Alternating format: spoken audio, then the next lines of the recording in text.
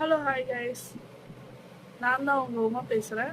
இந்த வீடியோவில் நம்ம என்ன பார்க்க போகிறோன்னா, நேற்று தாவேக்காவோட 3ஆம் ஆண்டு துவக்க விழா நடந்துச்சு பறையூரில். அதில் தலைவர் விசில் சத்தம் எங்கே இருந்தாலும் கேட்டு அதோட எதிரொலிப்பு கம்பல்சரி எல்லாரையும் வீழ்த்தி நம்ம ஜெயிப்போம் சொல்லிட்டு அவர் பேசியிருப்பார். சரிங்களா? இதை நேற்று ஈவினிங் ஒரு தலைவர் பேசுகிறாரு. விசில் சத்தம் ரொம்ப ஆபத்தான்.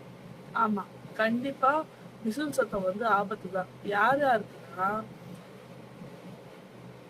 கொள்ளடிக்கிறவங்களுக்கு, பாதுகாப்பு கொடுக்காதவங்களுக்கு, ஒரு இடத்துல தப்பு நடக்குதுன்னா அந்த இடத்துல விசில் சத்தம் கேட்டா எல்லாரும் பயன்பட செய்வாங்க.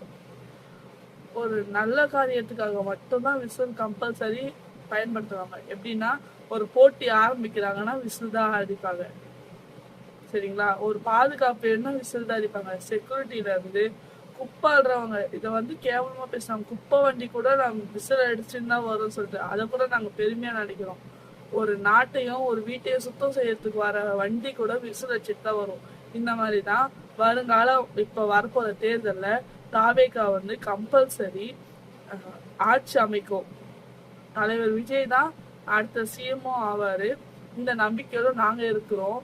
நீங்க பேசுறதெல்லாம் நாங்க எதெல்லாம் அதுக்கு ஒரு பாயிண்ட் வச்சு நாங்க பேசணும்னு வச்சுக்கலாம். நீங்க பேசதான் நாங்க வளர்ந்துக்கினே இருக்கோம். சரிங்களா?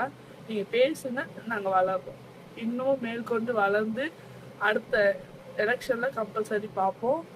நேற்று சிறப்பா தலைவர் திருக்குறள் சொன்ன மாதிரிதான், அராஜகம், அநீதி, அராஜகம், தில்லுமுள்ளு இவை எல்லாம் திமுகவே முதற்றே உலகு. சரிங்களா? 1330 திருக்குறளோட தலைவர் சொன்ன 1331 திருக்குறளும் ஆட் ஆயிடுச்சு. எனக்கு என்னவோ எனக்கு பெருமையா தான் இருக்கு. நீங்க என்ன சொல்றீங்கன்னு சொல்லிட்டு கமெண்ட் பாக்ஸ்ல கமெண்ட் பண்ணுங்க. இது பாய்.